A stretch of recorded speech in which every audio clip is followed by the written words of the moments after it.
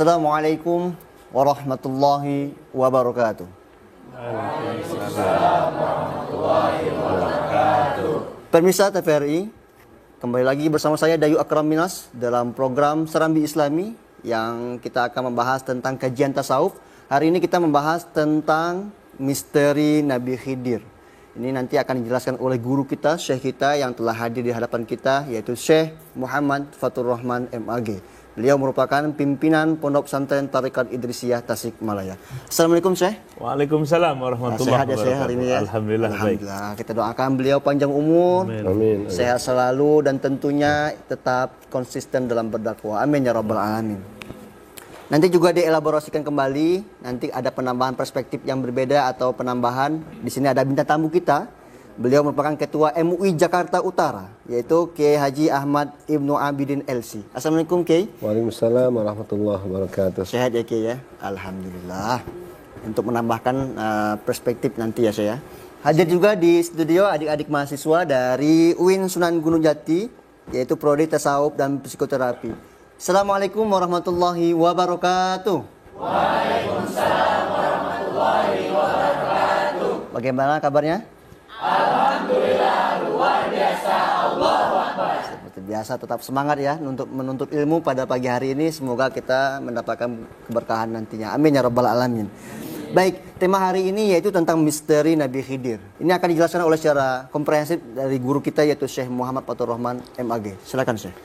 Baik, bismillah. Assalamualaikum warahmatullahi wabarakatuh. Waalaikumsalam warahmatullahi wabarakatuh. Alhamdulillahilladzi ja'ala sa'adata fi suhbati su'ada wa afadha min ulumihi wa asrarihi ala qulubil arifina wal awliya. Ashhadu an la ilaha illallah wa ashhadu anna sayyidana Muhammadan abduhu wa rasuluh alladzi la nabiyya ba'dah, amma ba'd. Pemirsa TVRI yang dirahmati Allah Subhanahu wa taala, adik-adik mahasiswa yang hadir di studio, mari jadikan kolbu kita kolbun syakir, hati yang pandai bersyukur kepada Allah Subhanahu wa taala. Itulah tanda orang yang bahagia. Alhamdulillah di pagi hari ini kesempatan kita manfaatkan di sisa-sisa umur kita. Kita akan mengkaji kajian ilmu tasawuf kita dengan judul Misteri Nabi Khidir alaihissalam. Kenapa disebut misteri ini? Memang luar biasa Nabi Khidir alaihissalam ini. Ya, sampai Nabi Musa pun harus berguru kepada siapa? Nabi Khidir. Pak, Nabi Musa itu ulul azmi. Ya. Ilmunya luas. Tapi beliau harus berguru ya 3 hal kepada Nabi Khidir alaihissalam, dan ini diungkap langsung dalam Al-Quran, dalam surah Al-Kahfi. Ceritanya panjang.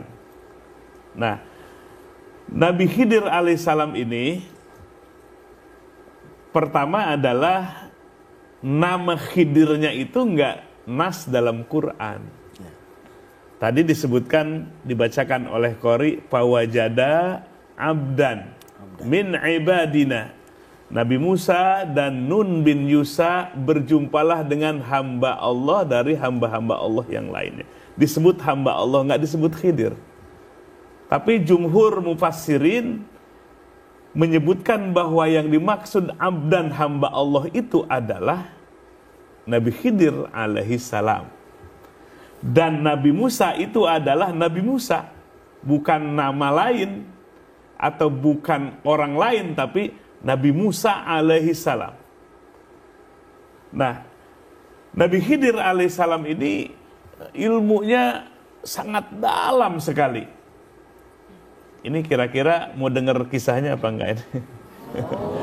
Alhamdulillah di pagi hari ini ya kita ditemani oleh Ketua MUI Jakarta Utara ini, Pak Kiai Haji Ibnu Abidin. Alhamdulillah, mudah-mudahan tambah ilmu kita. Amin. Dengan kehadirannya dan tambah keberkahan di majelis ini. Amin ya rabbal alamin. Ini sebagai mukodimah, kita akan angkat Nabi Khidir, bahwa Nabi Khidir itu pernah hidup semasa Nabi Musa alaihi salam. Langsung Al-Quran yang mengkisahkannya. Di mana ketika itu Nabi Musa alaihissalam munajat kepada Allah, ya Rob, apakah ada orang yang lebih ilmunya? Nabi Musa seperti itu. Kalau ada, ya Rob tunjukkan. Maka Allah menjawab, ada. Ilmunya yang lebih hebat. Maka akhirnya Allah Subhanahu wa ta'ala memberikan isyarat, engkau akan berjumpa dengan hamba Allah yang ilmunya hebat itu ketika ikan yang engkau bawa sebagai perbekalan lari lompat kembali ke tempat asalnya, yaitu ke laut. Itulah yang disebut dengan majma'a bainal bahrain, tempat berkumpulnya dua lautan, dua samudra. Itu adalah sebagai gambaran pertemuan dua ilmu zohir dan batin yang dua-duanya luas dan mendalam. Itu sebagai simbol dari Nabi Khidir alaihissalam. Maka Nabi Khidir alaihissalam itu tidak disebutkan namanya, tapi sifatnya. Atainahu rahmatam min indina. Hamba tersebut, Khidir itu adalah yang kami beri kepadanya rahmat dari sisi kami. Satu, dapat rahmat dari sisi Allah. Yang kedua, wa'allamnahu min ladunna ilma. Kami ajarkan langsung kepada hamba itu, kepada Khidir itu, ilmu dari sisi kami. Jadi ilmu tanpa proses belajar, namanya di santri pesantren namanya ilmu laduni. Ngedul-ngedul tapi uni. Malas tapi katanya pinter gitu. Nah, itulah sifat yang disebutkan langsung dalam Al-Quran. Ya, singkat cerita ini, Nabi Musa membawa sahabatnya, namanya Nun bin Yusa. Berangkat membawa bekal, bekalnya itu ikan. Kemudian menelusuri pantai. Setelah lama di situ, kemudian menemukan satu batu yang besar. Nabi Musa saking capeknya perjalanan, dia tertidur. Kemudian turunlah hujan. Dia bangun, kemudian melanjutkan perjalanan. Di tengah perjalanan, Nabi Musa menanyakan kepada sahabatnya, mana bekal yang kita bawa? Nun bin Yusa itu lupa bahwa ketika Nabi Musa sedang tidur, ikannya itu terkena air. Hujan, kemudian bergerak-gerak dan lompat kembali ke laut. Maka kata Nabi Musa, justru itu isyarat Allah, dari Allah. Di situ kita akan berjumpa dengan orang yang kita cari, orang yang lebih pintar. Akhirnya balik lagi. Ketika balik lagi ke tempat di mana di situ ada batu yang luas, ternyata di situ sudah ada Nabi Khidir alaihissalam. Nah, jadi misteri kan, tadinya nggak ada, sekarang ada. Maka setelah berjumpa, langsung nih Nabi Musa, wahai Khidir, aku ingin berguru kepadamu. Kata Nabi Khidir, kalau engkau ingin berguru kepadaku, syaratnya satu, no comment. No comment, gampang. Kalau no comment, diam aja gitu. Tapi ternyata sulit bagi yang berilmu no comment itu. Pinginnya komen gitu. Akhirnya disetujui, kalau ada MOU mungkin tanda tangan. Berjalanlah Nabi Musa alaihissalam dengan Nabi Khidir alaihissalam. Dua orang ini melangkah kemudian naik perahu. Ketika di tengah perjalanannya, perahu itu dilubangi oleh Nabi Khidir alaihissalam. Dilubangi. Nabi Musa alaihissalam melihat tindakan Nabi Khidir alaihissalam, ya nggak sabar, pingin komen, ya pingin menegur. Kenapa engkau melakukan perbuatan yang dilarang oleh Allah, merusak perahu orang? Disabar-sabar nggak kuat, suruh no komen malah komen akhirnya. Akhirnya kata Nabi Khidir, kata Nabi Musa, oh Khidir, kenapa engkau melakukan itu semua? padahal itu adalah terlarang. Maka kata Nabi Khidir, Musa, bukankah aku sudah beri dari awal engkau tidak akan bertanya kepadaku tentang satu urusan. Akhirnya Nabi Musa alaihissalam minta maaf, dimaafkanlah oleh Nabi Khidir. Singkat cerita, turun ke daratan. Ketika di daratan ada anak laki-laki yang belum balik, tiba-tiba langsung dibunuh oleh Nabi Khidir alaihissalam. Tambah kejam lagi nih. Tadi perahu dilubangi. Sekarang ada anak yang belum balik dibunuh langsung. Nabi Musa yang berilmu lihat pelanggaran hukum seperti itu, langsung gak sabar untuk diam, mempertanyakan. Kemudian kata Nabi Khidir alaihissalam, hai Musa, bukankah MOU-nya kau harus sabar, tidak boleh komentar? Maka Nabi Musa pun minta maaf kembali. Singkat cerita, datanglah ke satu perkampungan di mana penduduknya itu pelit bin bakhil. Berkunjung ke satu rumah, jangankan ditawarkan makan, air putih pun gak keluar. Saking bakhilnya penduduk kampung itu. Kemudian dia keluar. Di tengah perjalanan di kampung itu, ada benteng yang sudah condong akan roboh. Nabi Khidir alaihissalam langsung beli semen. Itu bangun benteng yang mau roboh, didirikan kembali supaya tegak. Maka Nabi Musa gak sabar. Hai Khidir, sebaiknya engkau ambil kepada mereka upahnya. Ini main gratis aja. Sudah penduduknya pelit, ini gak ada upahnya. Maka kata Nabi Khidir, Musa, bukankah aku sudah sampaikan, engkau tidak akan sanggup mengikuti menjadi muridku.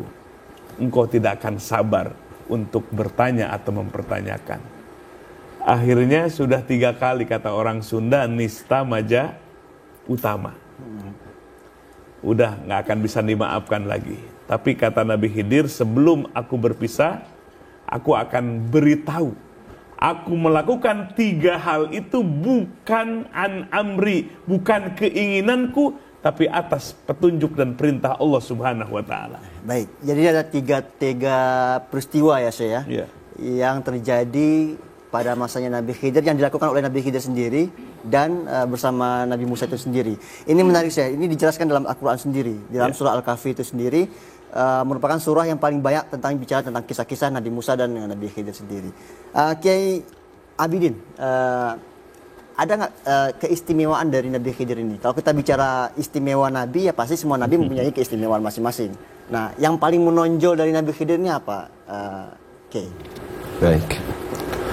Terima kasih. Assalamualaikum warahmatullahi wabarakatuh. Waalaikumsalam warahmatullahi wabarakatuh. Pertama, saya berterima kasih. Satu penghargaan untuk hadir bersama Syekh Fatur Rahman yang memang lama rindu ya. Sebelum saya menyampaikan, karena memang judulnya adalah misteri Nabi Khidir. Ini ada misteri saya sendiri. Jadi begini Syekh, ini ajib. Saya kira-kira mungkin 3 bulan yang lalu dari guru saya, coba kamu sekali-kali baca Fatihah setiap sholat. Jadi saya tuh baca Fatihah begini, ila hadrati Nabiullah Idris alaihissalam wa Isa alaihissalam, Khidir alaihissalam, wa Ilyas alaihissalam. 4 nabi ini.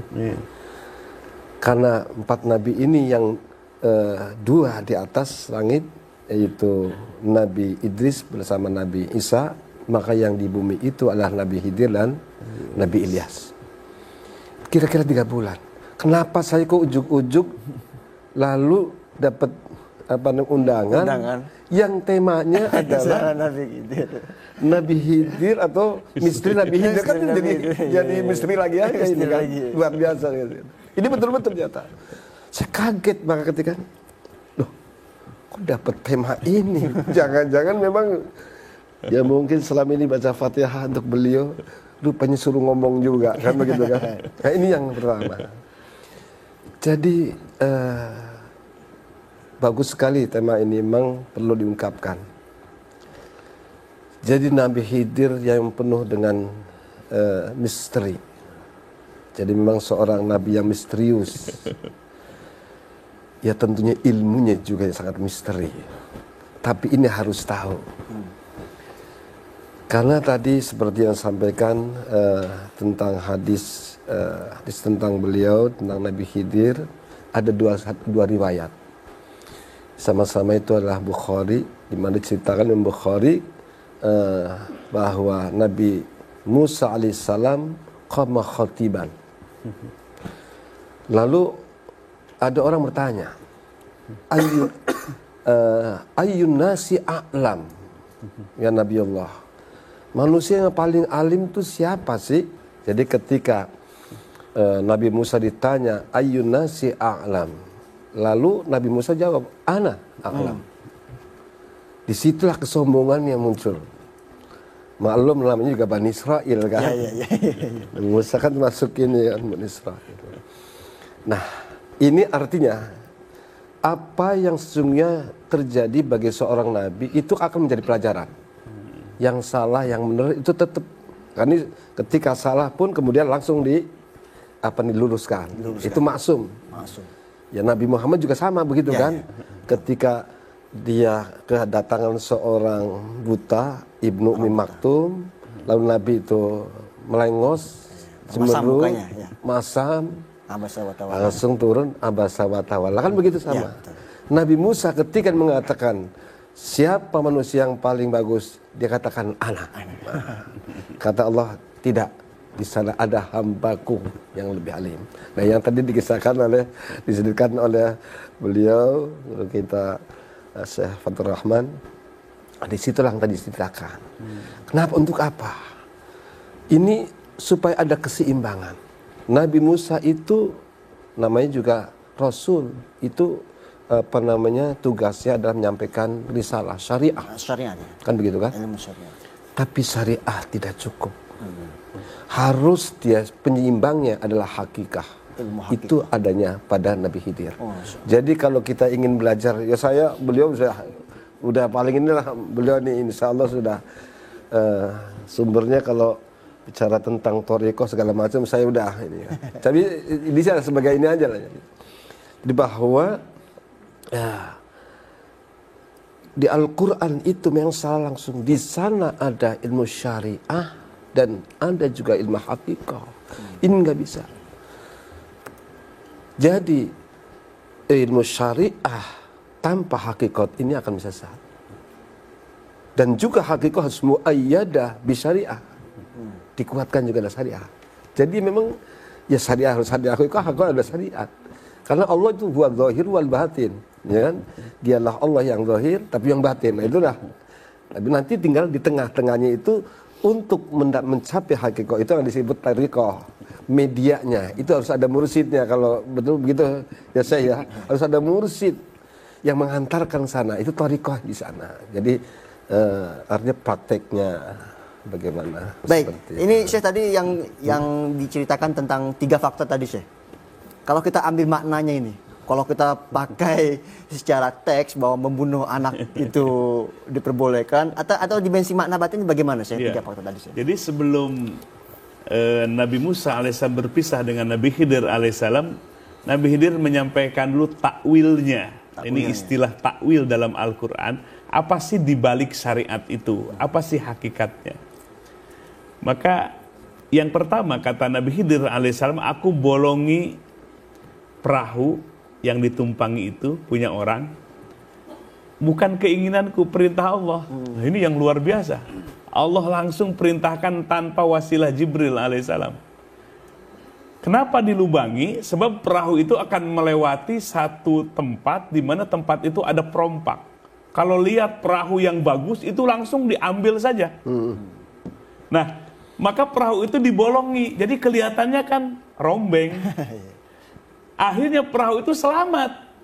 Nah, sekarang pilih pingin perahunya bolong dikit atau diambil sama perompak? Lebih baik dibolongin dikit, tinggal tambal, aman. Tuh, jadi lewat, aman akhirnya perahu itu. Satu itu. Yang kedua, membunuh anak. Itu semua karena perintah Allah. Kenapa? Takwilnya adalah anak laki-laki itu sangat dicintai oleh ibu bapaknya. Ibu bapaknya orang soleh. Saking mencintai anak itu, atas ilmu Allah sudah diketahui anak ini akan menjadi orang yang sesat, yang durhaka. Maka diperintahkan untuk dibunuh sebelum balik, kira-kira ahli surga. Kemudian Allah akan ganti adiknya nanti. Dan adiknya ini atas ilmu Allah yang unlimited, yang tanpa batas, yang kodim itu dalam ilmu akidah, sudah diketahui adiknya itu calon soleh. Maka pada akhirnya ayah, ibunya, anak yang dibunuh dan adanya semua jadi ahli surga. Seandainya tidak dibunuh, orang tuanya jadi ahli neraka, anaknya pun jadi ahli neraka. Coba mending mana? Jadi ini ilmu yang subhanallah, jangkauan yang luar biasa.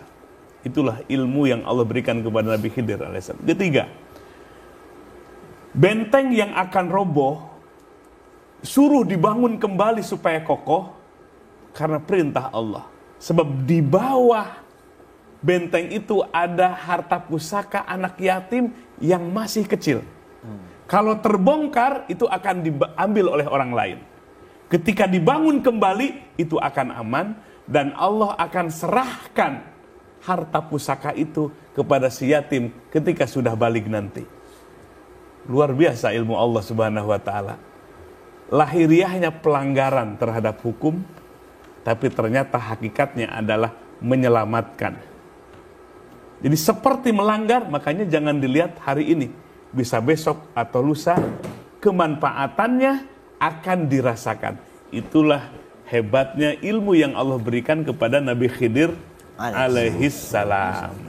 Jadi kalau kita bicara ayat tadi, Syekh, yang bicara tentang hatta idza laqiya ghulamu faqatalahu dan sebagainya, itu ada dimensi makna-makna yang harus kita ambil, kita petik ya, Syekh ya. Tadi kalau saya dengar tadi, Syekh, makna takwilnya itu kita bisa beranggapan bahwa menyakiti hal yang kecil untuk menyelamatkan hal yang besar, atau menyelamatkan hal yang kecil untuk menyempurnakan hal yang besar. Artinya dimensi makna seperti ini kan sulit sekali orang memahaminya, Syekh. Jadi ketika orang bisa menafsirkan secara teks, itu yang makanya terjadi kesalahpahaman itu. Mungkin ada metodologi nggak yang disampaikan? Ya, jadi ilmu-ilmu yang nggak bisa dijangkau lewat pemikiran. Ya. Itulah ilmu yang disebut miladuna ilma, yang Allah kirimkan ilmu, di mana ilmu Allah dalam ilmu akidah adalah qadim. Jadi ilmu Allah itu nggak bertambah, nggak berkurang, tapi sudah sempurna saja. Sehingga apa yang akan terjadi ke depan sudah diketahui oleh Allah Subhanahu wa taala. Itulah al-alimnya Allah.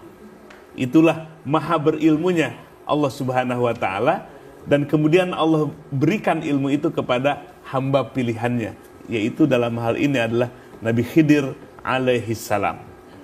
Jadi apa yang tadi disampaikan oleh Pak Kiai menunjukkan penyempurnaan antara syariat dan kemudian hakikat. Jadi di balik syariat ada hakikat. Pas syariatu, ini Imam Al-Qushairi dalam kitab Risalah Al-Qushairiyah, pas syariatu muayyadatun bil haqiqah wal haqiqatu muqayyadatun bis syariah. Antara syariat dengan hakikat itu saling menopang. Hakikat harus dibatasi oleh fikih syariat. Syariat harus diisi dengan hakikat. Maka inilah keterpaduan, keharmonisan antara ilmu syariat dengan ilmu hakikat. Ya, berarti kalau Kiai Abidin, berarti sosok cerita dari Nabi Khidir dan Nabi Musa, seharusnya ketegangan antara kaum fikih atau lega formal ini yang syariah minded ini dengan kalangan sufi itu sebenarnya tidak bisa dipertentangkan. Harusnya berimbang gitu, saling harmonisasi, saling mengisi. Gitu. Bagaimana itu, Kiai? Ya memang kadang secara lahiriah kita melihat perbedaan, kadang seperti itu. Tapi ketika dia bisa memahami secara dalam, itu nanti akan ditemukan titik temu. Bukan satu kejelasan. Dan ini adalah salah satu, katakanlah satu contoh bahwa dalam hidup ini kita akan selalu menghadapi dua hal yang berlawanan, dilematis. Ini yang disebut kalau dalam kaidah fikih, idza ta'arada mafsadatani ru'iya a'dhamuhuma birtikabi akhaffihima, kan gitu kan. Jadi apabila ada dua hal yang mafsadah, dua menghadang kita, maka hendaklah yang besar itu harus kita jaga. Nggak apa-apa kita melakukan sesuatu yang buruk, yang mafsadah tapi lebih ringan. Lebih ringan tuh. Ya kalau orang dari Sumatera kan namanya makan buah si malakama. Kan gitu kan. Ini kalau buah nggak dimakan, salah. Yang mati itu mertua. Tapi kalau kita makan yang mati mantunya. Sekarang pilih yang mati mertua atau gitu. Jadi mafsadah, dua mafsadah itu akan selalu ada dalam kehidupan. Nah, antara syariah dengan hakikat sesungguhnya tidak perlu dipertentangkan, kan begitu kan? Sesungguhnya di sana ada jalan. Disinilah kita memang diajak untuk berpikir, melangkah dengan tepat, dengan bijak dalam hal ini. Ini yang sangat luar biasa sebenarnya kalau dikaji, ya, tentang ilmu Musa, Nabi Musa alaihissalam dengan ilmunya Nabi Khidir alaihissalam. Dan ini memang diabadikan. Sejarah nggak ada cerita yang seperti itu. Bayangkan tuh. Saya kira itu. Ya, yang kaidah yang disampaikan oleh Keri sama kayak kaidah yang disampaikan oleh Imam Ar-Razi dalam kitab Mafatihul Ghaib. Annahu inda ta'arada darurain, yaitu yajibu tahmil adna lidaf'il sama, artinya memang beda, betul ya. Sama aja substansinya. Sama, ya. iya. Artinya menyelamatkan hal yang kecil saja untuk menggapai hal yang besar itu. Betul. Tapi Syekh, ini sedikit Syekh. Dari semua yang kita bahas ini, ada nggak yang harus kita dapatkan dari sikapnya, dari daksi yang digunakan oleh Nabi Musa? Apakah kita diajarkan tawaduk, sabar, atau bagaimana Syekh? Ya, ini sebetulnya adalah kode etik dalam berguru. Ya. Jadi kalau kita lihat kitab-kitab tasawuf, itu mengajarkan tentang adab. Al-adab muqaddamun 'alal ilmi. Adab itu dikedepankan ketimbang ilmu. Lebih prioritas adab. Nah, sehingga tidak boleh seorang murid menjudge gurunya atau mengiktirad gurunya, mengkomentari gurunya. Ketidaksopanan. Sebab belum tentu yang dilihat itu benar. Jadi kaitan dengan adab, kaitan dengan menjaga supaya kita tetap husnudon, baik sangka. Makanya kan itu jelas sekali kata Nabi Khidir, engkau tidak akan sabar ma'i bersamaku. Tidak akan sabar bersamaku. Nah, akhirnya terjadilah tiga hal ini, Allah berikan ilmu yang luar biasa. Nah, maka Nabi Khidir alaihissalam ini salah satu misterinya, di mana beliau itu diberikan umur panjang sampai hari kiamat. Akan tetapi kehidupan beliau itu tidak seperti kita manusia biasa, berbentuk ruhani. Pendekatannya adalah ruhani kembali. Jadi bukan seperti manusia biasa, makan, minum, berumah tangga seperti itu. Adalah menunjukkan kekuasaan Allah Subhanahu wa ta'ala. Mungkin Kiai Abidin, selain tentang sabar ada lagi nggak tentang etis yang kita dapatkan? Tawaduk kah atau bagaimana? Lanjutannya. Kadang-kadang kata jaduni sabira wala a'si laka amro. Jadi kita jangan banyak melawan. Nentang kepada guru kalau belum tahu persoalannya. Apalagi ada pesan kan dari Nabi Khidir kepada Nabi Musa, nanti kamu jangan banyak tanya. Wala tas'alni an syai'in hatta uhditsa laka minhu dzikra. Nah, kemudian Nabi Musa sendiri kan sudah menjanjikan, insyaallah tajid apa? Mengikuti. Aku akan terus sabar. Sabira wala a'si laka amra, dan aku tidak akan pernah menentang. Jadi salah satu di antara adab seorang muta'allim kepada gurunya itu harus jangan banyak melawan, menentang maksiat. Yukhalif mu'allimahu, menyalahi daripada su'udzon aja nggak boleh. Cerita yang buruk nggak boleh. Cerita tentang keburukan orang lain nggak boleh. Hal-hal yang nggak pantas, apalagi hal yang maksiat, ya kan? Maka dikatakan wala a'silaka amra. Ini salah satu di antara adabnya adalah jangan banyak menentang kepada guru. Harus hormat, tawadhu, kan gitu kan? Ya, saya kira itu. Yang menjadi kasus sekarang ini kan anak-anak milenial yang berguru tentu tidak memiliki etika gitu. Seharusnya yang kita pelajari tentang cerita Nabi Khidir ini perlu diedukasikan kembali. Ya. Baik, di sini ada pertanyaan dari Viti nih, Syekh. Ya. Silakan tampilkan. Warahmatullahi wabarakatuh. Saya perkenalkan, nama saya Miftah Sahrudin, Kabupaten Banjarmasin, Sumatera Selatan. Izin saya bertanya Syekh tentang Nabi Khidir. Dikisahkan dalam Al-Quran tentang perintah Allah kepada Nabi Musa untuk belajar lagi kepada hamba Allah yang diyakini itu Nabi Khidir. Tapi kita juga mendengar Nabi Khidir itu dipanjangkan usianya, bahkan ikut menjadi umat Nabi Muhammad SAW. Pertanyaan saya, apa sebetulnya hikmah yang ingin Allah ajarkan kepada manusia dengan merahasiakan sosok Nabi Khidir? Tidak seperti kisah nabi-nabi yang mudah diketahui sejarahnya. Mohon pencerahan tentang ini, Syekh. Assalamualaikum warahmatullahi wabarakatuh. Waalaikumsalam warahmatullahi wabarakatuh. Apa hikmahnya, Syekh? Ya, baik. Kalau kita melihat satu sisi misteri Nabi Khidir alaihissalam dipanjangkannya umur sampai hari kiamat, kita lihat pendapatnya para ulama. Yang pertama, para ahli hadis. Para ahli hadis itu terbagi dua. Ada yang menyatakan bahwa Nabi Khidir itu sudah wafat. Ada sekelompok ahli hadis bahwa Nabi Khidir itu masih hidup sampai hari kiamat. Pandangan para sufiah yang pakar di bidang ilmu tasawuf, yang menguasai ilmu batin, di mana Syekh Ibnu Athaillah As-Sakandari menjelaskan bahwa telah sepakat semua para sufi bahwa Nabi Khidir alaihissalam masih hidup, bahkan banyak para masyaikh, para ulama yang mengambil ilmu darinya sampai hari kiamat nanti. Jadi kalau para kaum sufi sepakat semua bahwa Nabi Khidir itu dipanjangkan umurnya sampai hari kiamat. Kemudian pandangan yang ketiga, para fuqaha. Kebanyakan para fuqaha meyakini, membenarkan bahwa Nabi Khidir alaihissalam diberikan umur panjang.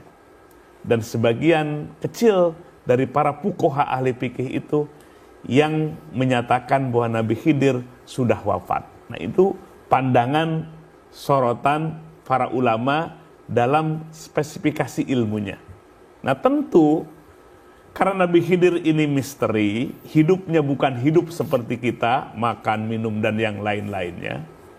Akan tetapi maksud hidup itu masih ditugaskan oleh Allah. Itu yang dimaksud hidup. Hidup ditugaskan oleh Allah untuk membimbing umat ini. Karena Nabi Khidir alaihissalam meminta kepada Allah setelah datang banyak berita kelebihan Nabi kita, Nabi akhir zaman, bahkan umatnya, diberikanlah umur panjang. Contoh misalnya, satu kitab ini, Al-Ibriz min kalami Sayyid Abdul Aziz Ad-Dabbagh. Beliau, Syekh Abdul Aziz Ad-Dabbagh ini di Maroko, ya, lahir di Fez, Maroko.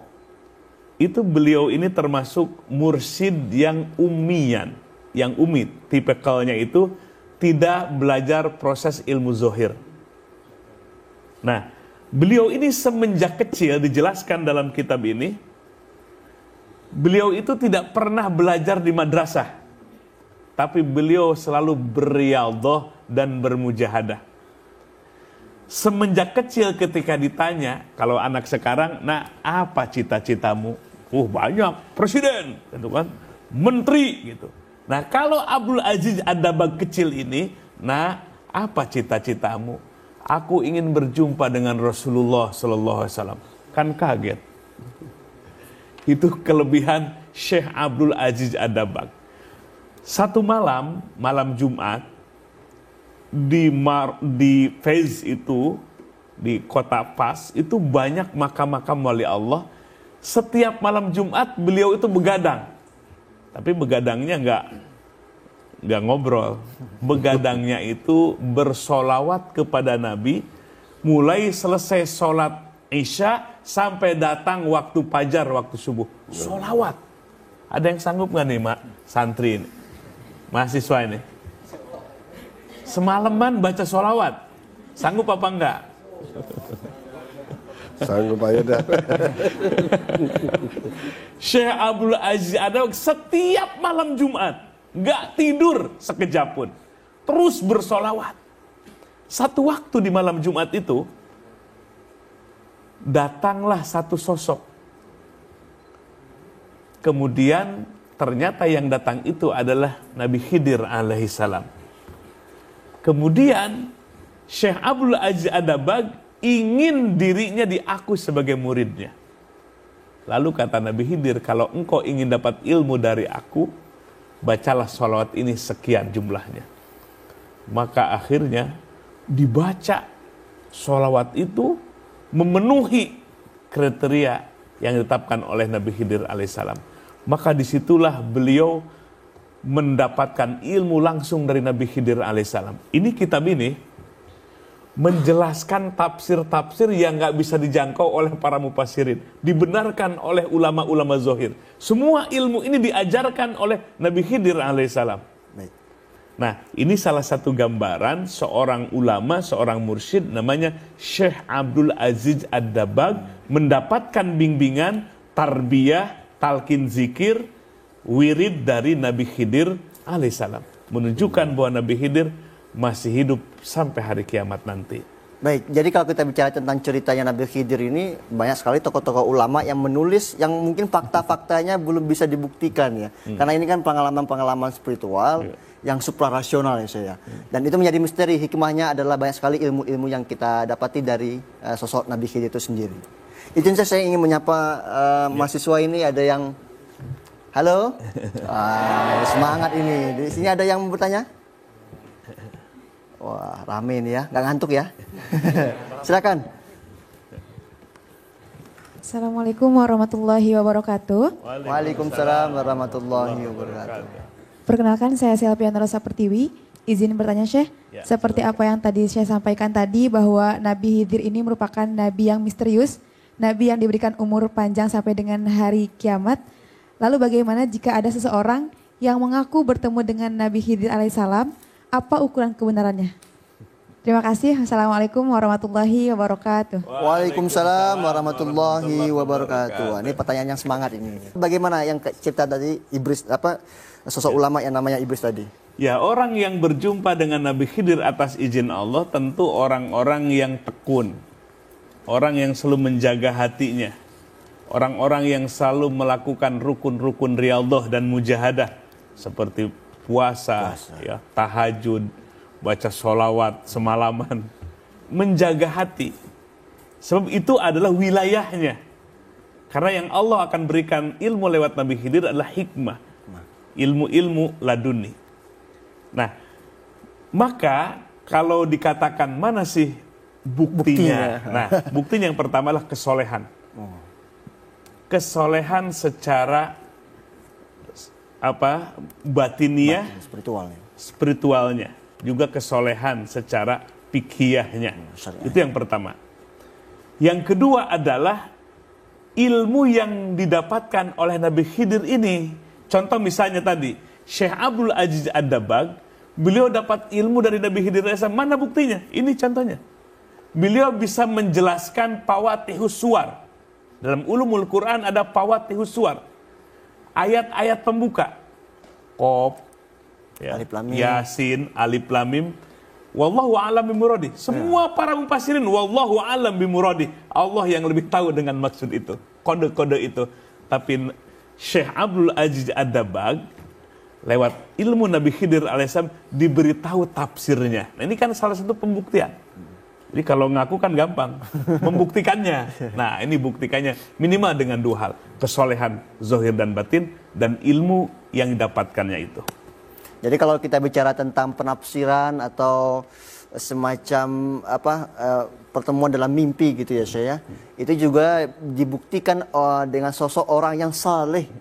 Ya, kalau orang yang soleh secara spiritual dan syariah itu ya bukan kemungkinan pasti akan bisa berjumpa dengan Nabi Khidir, bahkan Nabi Muhammad sekalipun ya Syekh. Dan itu bisa dibuktikan. Baik, di sini ada lagi yang bertanya? Wah, siapa lagi? Ayo silakan. Yang mana? Assalamualaikum warahmatullahi wabarakatuh. Waalaikumsalam warahmatullahi wabarakatuh. Sebelumnya terima kasih Syekh telah mengizinkan saya bertanya. Saya izin bertanya Syekh. Ya, silakan. Untuk kisah Nabi Khidir ini tentu banyak sekali hikmah yang bisa kita petik dari kisah ini. Nah, pada zaman sekarang ini apakah ada gitu Syekh hikmah yang bisa dipetik dari kisah Nabi Khidir ini? Terima kasih Syekh. Assalamualaikum warahmatullahi wabarakatuh. Waalaikumsalam warahmatullahi wabarakatuh. Yang begitu banyak hikmah yang dibicarakan tentang Nabi Khidir sendiri, ada nggak yang bisa kita terapkan atau kita implementasikan dalam kehidupan kita sekarang ini? Nah, ini saya tanyakan ke Kiai Abidin aja nih Syekh.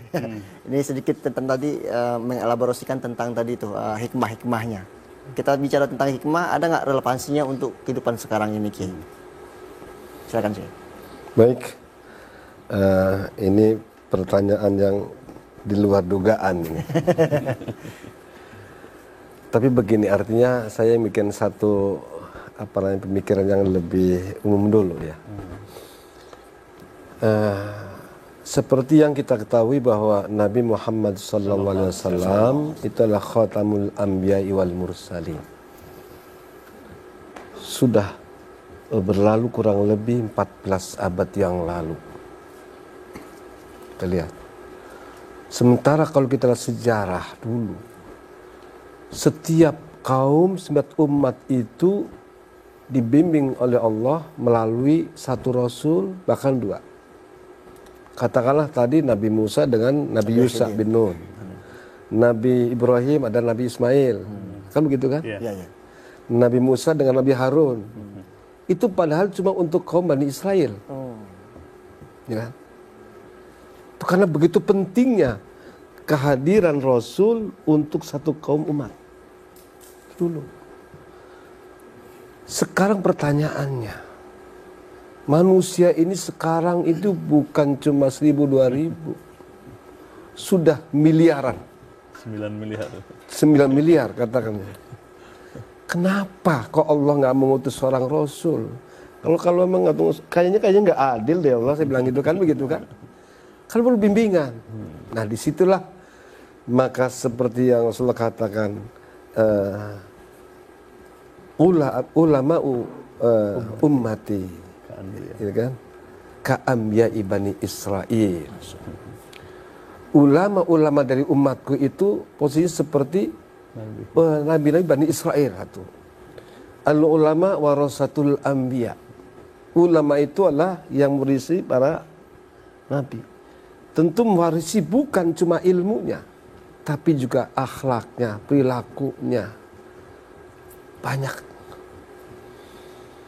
Nah, memang kalau kita menelusuri ini kayaknya mana keadilan Allah, kan begitu kan? Tapi dengan artinya pernyataan Nabi demikian, oh berarti ulama-ulama itulah yang memang seakan menggantikan. Karena berbeda-beda ulama kan. Ada ulama yang memang menonjol ahli hadisnya, ada yang menonjol ahli tafsirnya, menonjol ahli ilmu, macam-macam lah. Yang sesungguhnya itu adalah pancaran daripada junjungan kita Nabi besar Muhammad SAW. Termasuk juga warisan dari para nabi dulu juga ada pada umat kita, pada umat Nabi Muhammad maksudnya. Nah, seperti kembali lagi bahwa kehadiran Nabi Khidir itu adalah untuk mengimbangi ini, baik tadi ilmu syariat ataupun hakikat. tapi juga dalam mungkin misteri hidupnya kok panjang lama. Itu kan sama. Kalau Allah Subhanahu wa taala memberikan kesempatan kepada iblis yang menggoda manusia, innaka minal mundarin. Kamu itu termasuk orang yang kami beri tunda sampai waktu yang lama. Ini kan yang terus menggoda manusia, menyesatkan. Supaya seimbang dong. Maka ulama-ulama yang berpendapat bahwa Nabi Khidir itu hidup, walaupun tadi seperti saya katakan tadi memang harus tidak berbadan seperti ini, tapi itu setidaknya mengimbangi daripada apa yang dilakukan oleh iblis. Jadi ayat ini khusus. Ada ayat yang lain memang ulama-ulama yang mengatakan seperti Ibnu Taimiyah, ya kan? Tapi Ibnu Hajar Al-Asqalani kan yang awalnya dia mengatakan mati, tapi begitu lihat banyak sejarah, termasuk ketika Umar bin Abdul Aziz digandeng oleh seorang yang ternyata itu adalah Nabi Khidir, ketika ditanya oleh orang, ketika ini kita mendengar Ibnu Hajar Al-Asqalani balik termasuk yang meyakini bahwa Nabi Khidir itu hidup. Baik, di sini ada pertanyaan lagi dari adik-adik. Bismillahirrahmanirrahim. Assalamualaikum warahmatullahi wabarakatuh. Waalaikumsalam warahmatullahi wabarakatuh. Perkenalkan, nama saya Muhammad Ali Hasanuddin. Bagaimana sih bimbingan terhadap Nabi Khidir terhadap orang yang masih hidup? Seperti itu. Terima kasih. Assalamualaikum warahmatullahi wabarakatuh. Waalaikumsalam warahmatullahi wabarakatuh. Silakan, Syekh. Ya. Jadi Nabi Khidir alaihissalam itu mendapatkan tugas untuk memberikan tarbiyah kepada para ulama, kepada para mursyid. Contoh misalnya dalam kitab Afdholus Sholawat ala Sayyidis Sadat, karangan Syekh Yusuf bin Ismail An-Nabhani. Syekh Ahmad ibn Idris, muassis Thariqah Idrisiyah, berjumpa dengan Rasulullah Sallallahu Alaihi Wasallam beserta Nabi Khidir alaihi salam. Padahal nabinya sudah wafat. Maka kalau kita kembali, apakah orang yang sudah meninggal seperti nabi kita masih bisa membimbing kepada orang yang masih hidup? Jawabannya dalam kitab Ar-Ruh karangan Imam Ibnu Qayyim Al-Jauziyah, dikupas habis oleh beliau bahwa orang yang sudah wafat bisa berjumpa dengan orang yang hidup, memberikan irsyad, bimbingan, baikkan urusan dunia maupun urusan akhirat. Itulah hukum yang Allah tetapkan, termasuk para ulama, para mursyid yang berjumpa dengan Nabi Khidir alaihissalam. Salah satunya dalam kitab ini adalah Syekh Ahmad ibn Idris, muassis Thariqah Idrisiyah, berjumpa dengan Nabi kita dan Nabi Khidir alaihissalam. Ibrahnya adalah iztama'tu iztima'an suryan ma'an Nabi sallallahu alaihi wasallam wa ma'ahu al-Khidir alaihissalam. Kata Syekh Ahmad ibn Idris, aku berkumpul dengan Nabi Sallallahu Alaihi Wasallam, dan di samping Nabi itu adalah Nabi Khidir alaihissalam, iztima'an suryan. Kumpulnya itu bukan di alam mimpi, tapi iztima'an suryan ay tajassudian. Ditafsirkan oleh para ulama, berkumpulnya itu seperti begini. Yaqdotan, ghair manam. Dalam keadaan terjaga, tidak tidur, berjumpa dengan Rasulullah SAW dan Nabi Khidir alaihissalam. Kemudian Rasul memerintahkan kepada Nabi Khidir, lakinhu, talkinkan wahai Khidir, wirid-wirid Thariqah Syadiliyah, talkinkan kalimah la ilaha illallah Muhammadur Rasulullah fi kulli lamhatin wa nafasin adadama wasi'ahu ilmullah. Talkinkan sholawat azimiyah. Ini adalah gambaran dan bukti bahwa para ulama, para mursyid yang mendapatkan bimbingan dari Nabi Khidir alaihissalam. Nah tadi sungguh luar biasa juga ini pendapat Pak Kiai tadi, bahwa benar kalau kan ada alam al-zulumat, kegelapan, itu sumbernya kan iblis dan hawa nafsu. Tapi kalau sumbernya cahaya, itu dari Allah Subhanahu wa Ta'ala.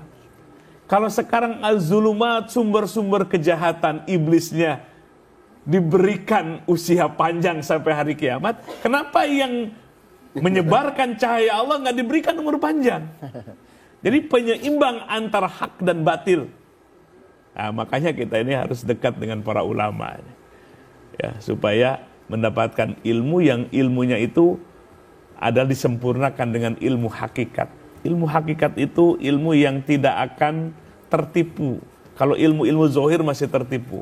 Tapi kalau ilmu hakikat itu ilmu yang sesungguhnya yang Allah berikan ke dalam kolbu kita. Nah, itulah ilmu yang membuat terang benderang ya pikiran kita dan kolbu kita. Pokoknya jalani kehidupan ini menjadi indah adanya. Baik, ada yang bertanya lagi? Samamu, silakan. Silakan Ustaz. Ya. Izin bertanya Syekh. Ya. Berbicara mengenai Nabiullah Khidir alaihissalam, sesungguhnya kan kita diajarkan oleh Allah untuk melihat suatu perkara atau suatu hal dengan menggunakan dua metode pendekatan. Pendekatan melalui kacamata lahiriah, yaitu akal, juga melalui metode pendekatan al-qalbu, jiwa manusia. Nah, sedangkan Nabi Khidir tadi dijelaskan bahwa Nabi Khidir bukan seperti manusia biasa, tapi berbentuk ruh. Nah, fenomena yang terjadi pada saat ini banyak sekali dari kalangan ahli supranatural misalkan yang menyatakan dirinya pernah berjumpa dengan Nabi Khidir alaihissalam, dan itu adalah benar katanya. Sedangkan menurut hadis katanya kalau ruhani Nabi itu tidak bisa diserupakan oleh jin. Untuk mengetahui hal itu adalah benar sosok Nabi Khidir alaihissalam, dari mana? Terima kasih. Pertanyaannya hampir sama tadi saya benar-benar ketemu gitu. Apakah bisa dibenarkan Ya. Makanya kan ada hukum law of attraction. Oh, law of attraction. Satu hukum dalam psikologi modern itu hukum tarik-menarik. Tarik-menarik ya. Yang buruk-buruk nariknya yang buruk-buruk juga.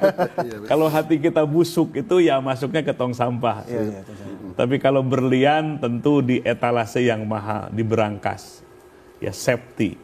Nah, begitulah sebetulnya. Yang ngaku sih gampang, ngaku ketemu presiden, ya ini urusannya apa kan?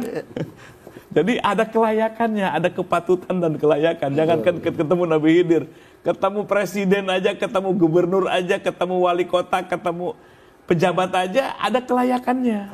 Apa sih kelayakannya, kepatutannya, kepentingannya apa gitu? Apalagi dengan sosok Nabi Khidir alaihissalam. Nah, tentu tadi dua hal itulah penting, sebab Allah kumpulkan dengan sesuatu yang sama atau mendekati kesamaan. Satu kesolehan, zohir dan batin, kebersihan kolbu. Yang kedua adalah tentu dari sisi aspek menjaga fikih atau syariat dengan sebaik-baiknya.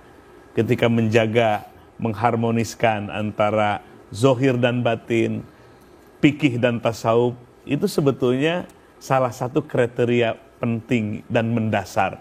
Gak tiba-tiba orang tapak misalnya di gunung, kemudian langsung ketemu dengan Nabi Khidir. Gak bisa begitu. Jadi makanya inilah kita belajar ilmu tasawuf. Bukan asal tapak, bukan asal puasa, ya, bukan asal begitu. Maka ada konsepnya, ada teorinya, ada ilmunya. Semua ada. Kita membangun makomat untuk mendapatkan halat. Ini semua ada kajiannya. Nah, ini para ulama yang ditulis dalam kitab-kitab ini rujukan kita. Kita mau pakai konsep yang mana lagi? Apalagi sosok dengan Nabi Khidir alaihissalam. Nah, jadi itu yang harus kita tekankan. Dan persoalan itu nggak harus kita ingin berjumpa. Kita buktikanlah kepatutan dan kelayakan kita ke hadirat Allah Subhanahu wa Ta'ala. Maka tentu yang akan dipertemukan dengan kita adalah hal-hal yang baik. Orang yang kotor ketemunya paling dengan penipu, gitu ya. Yang ngiming-ngiming ternyata menipu gitu. Tapi pastikan kolbu kita terjaga, panca indera kita terjaga, seluruh gerak-gerik kita ada dalam bimbingan Allah, maka disitulah Allah akan memberikan karunia-Nya kepada kita. Mungkin sedikit metodologi yang penting dalam menafsirkan cerita ini, Syekh. Ya, jadi kalau contoh misalnya Syekh Muhammad ibn Ali As-Sanusi dalam mencari kebenaran itu menggabungkan dua metodologi. Beliau mengatakan tariqatuna jami'atun baina tariqatil burhaniyah wa tariqatul isroqiyah. Metode kami ada dua, menggabungkan dua metodologi. Pertama burhaniyah. Burhan itu pendekatannya logika. Jadi burhaniyah itu dalil-dalil yang bisa dianalisa. Nas bisa dianalisa. Yang kedua adalah tariqatul isroqiyah. Nah ini yang disebut al-faid. Tariqatul isroqiyah itu artinya dari syuruk, matahari terbit. Yang asalnya gelap bumi ini ketika matahari terbit jadi terang benderang. Nah kolbu kita yang gelap ketika datang cahaya Allah jadi terang benderang. Nah ilmu akan mengalir ke dalam kolbu. Nah ketika kita memadukan dua metodologi bersamaan, itulah yang hak, itulah yang benar. Maka kalau berbicara thariqah, itu di zamannya Imam Al-Qushayri saja sudah banyak orang yang mengibarkan thariqah, padahal bukan thariqah. Sehingga keluar statement beliau adalah at-turuq kulluha masdudah. Seluruh thariqah itu ditolak dulu dah. Sebab saking banyak yang bukan thariqah tapi ngibarin thariqah. Illa baru dikecualikan ma iqtadha atharon Nabi sallallahu alaihi wasallam, kecuali thariqah yang mengikuti jejak langkahnya Nabi sallallahu alaihi wasallam. Nah, jadi thariqah itulah yang menggabungkan antara ilmu yang zahir dengan ilmu yang batin. Baik, silakan Ki, kesimpulan untuk tema hari ini. Sesungguhnya sudah cukup banyak tadi. Ya, kita ulang kembali bahwa pertama dalam kita proses untuk menuntut ilmu, kita juga harus mencari guru yang bagus, terutama yang soleh. Karena tadi disampaikan bahwa adab itu akan lebih penting daripada ilmu sendiri. Ya. Jadi kita harus mencari guru yang bagus, yang akhlak, dan di sini pula seorang guru, dia pun juga harus mempunyai satu akhlak bagaimana membimbing, mendidik kepada murid-muridnya. Ini yang pertama. Yang kedua tadi, keseimbangan ilmu antara syariat dan hakikah itu harus terus, jangan sampai dilepas satu-satunya, ya kan? Karena satu sama lain saling menguatkan. Dan kemudian dari tiga kisah tadi, intinya semuanya bahwa apa yang sesungguhnya dihadapi oleh oleh kedua ini ada tadi dua mafsadah, dua hal yang kadang selalu berseberangan, ya kan, selalu berlawanan. Sekarang kita juga banyak menghadapi hal-hal yang serupa. Kalau masalahnya ini yang baik, enak, ambil. Ini buruk. Tapi sekarang ini yang buruk kelihatannya baik, yang baik jadi buruk. Yang kadang antara baik dan buruk bertentangan. Kalau kita melakukan ini akan timbul begini. Disitulah kita harus menjadi orang yang bijak. Hakim inilah yang sesungguhnya juga ingin diberikan dalam kisah itu. Kemudian yang terakhir barangkali, sesungguhnya apa yang diujikan oleh Nabi Khidir dan Nabi Musa, sesungguhnya pengalaman Nabi Musa sendiri, tapi dia lupa dia. Ya kan, kata Nabi Khidir ketika dia menentang, kenapa kapal ini harus dibocori? Kamu tuh nggak pernah, dulu nggak ingat kamu juga dilempar di laut, hanya cuma ya menggunakan periuk, selamat kamu, kan gitu kan? Ketika lalu membunuh seorang anak, kamu juga dulu kan pernah membunuh seorang, di mana kamu pikiran itu? Siapa yang perintahkan itu? Ya. Kemudian yang ketiga, kamu ingat dulu, kalau sekarang kamu menentang kami harus mendirikan tembok ini, bukankah dulu juga kamu pernah mengangkat batu dari sumur yang direbutkan orang, yaitu kamu bantu kepada kedua putri Nabi Syuaib tanpa minta upah. Sekarang kenapa kau minta upah? Baik Syekh, kesimpulan singkat Syekh. Ya, dari kisah Nabi Khidir yang misterius ini, sebetulnya ilmu nih yang sangat misterius itu. Bukan sebetulnya hakikatnya itu. Karena memang Allah itu, ya, ilmunya qadim. Ilmunya itu tidak terbatas, menjangkau ke depan sampai tidak terbatas ke depan. Apa yang terjadi Allah sudah tahu. Makanya jangan sok tahu. Kita belajar dengan Nabi Khidir ini jangan sok tahu. Semakin banyak ilmu, semakin kita merasa tidak punya ilmu. Pantas kalau malaikat ditanya, menjawab subhanaka la ilma lana illa ma 'allamtana innaka antal alimul hakim. Maha suci engkau, kami tidak punya ilmu kecuali ilmu yang kau ajarkan kepada kami. Kita belajar untuk bertawadhu, tambah ilmu, tambah kita kelihatan bodohnya kita. Maka oleh sebab itu, dengan hikmah mempelajari misterinya Nabi Khidir alaihissalam, mudah-mudahan Allah berikan ilmu semakin jelas, semakin gamblang kebenaran yang Allah datangkan kepada kita. Terima kasih Syekh, ilmunya Kiai Abidin, Ustadz Deden, Ustadz Mumu, adik-adik mahasiswa dari UIN Sunan Gunung Jati, terima kasih. Dan juga tentunya para pemirsa, jangan lupa tonton terus Serambi Islami, kajian tasawuf setiap hari Kamis jam 4.30 hanya di TVRI. Sebelum itu mari kita berdoa bersama dan bermusabah dengan guru kita yaitu Syekh Muhammad Fatur Rahman MAG. Wallahu yuwaffiquna ila ma fihi khairul Islam wal muslimin. Assalamualaikum warahmatullahi wabarakatuh. Waalaikumsalam warahmatullahi wabarakatuh.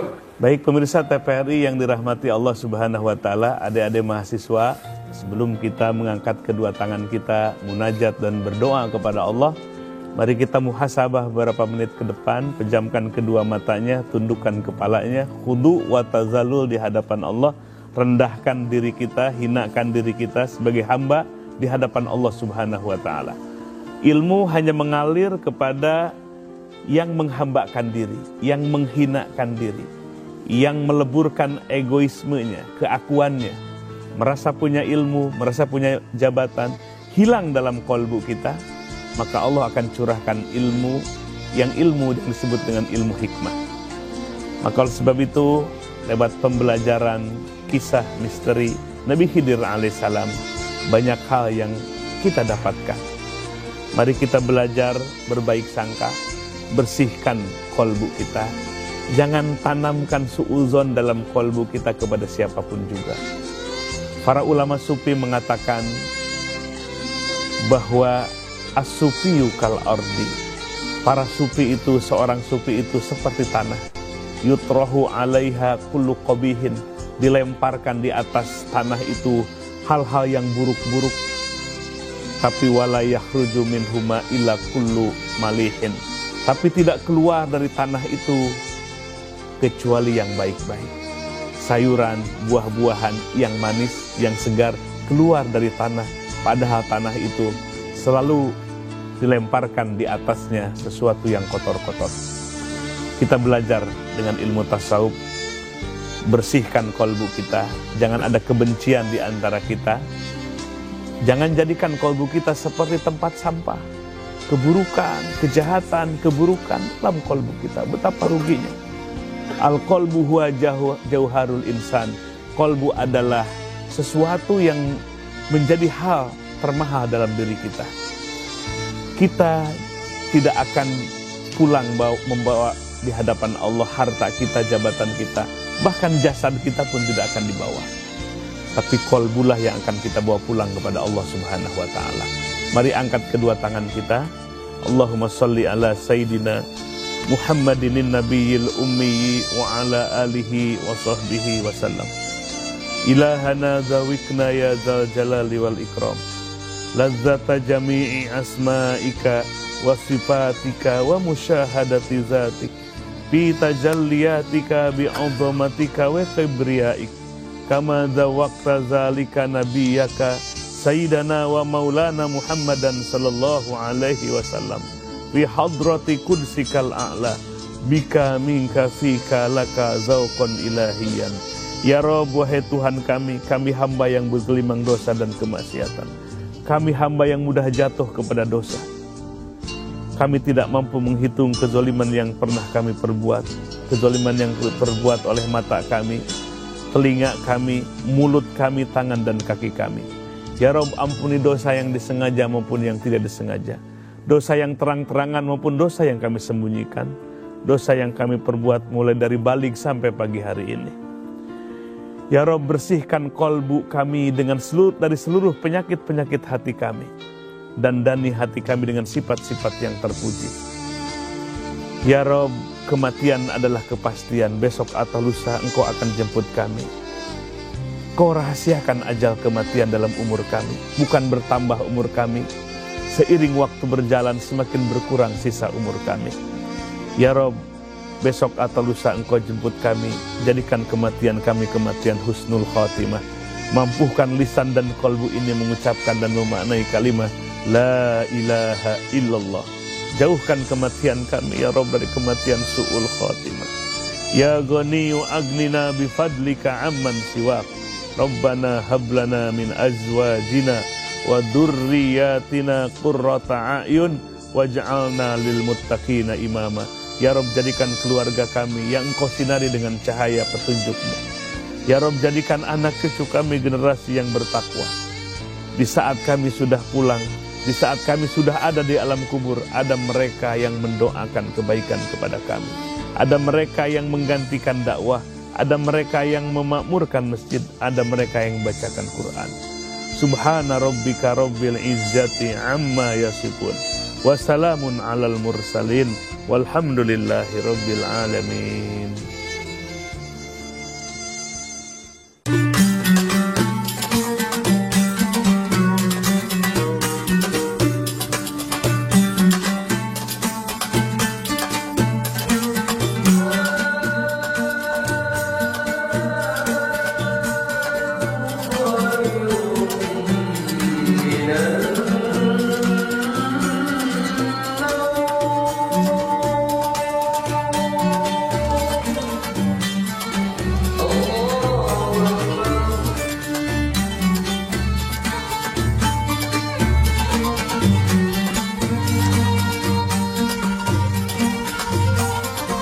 Serambi Islami.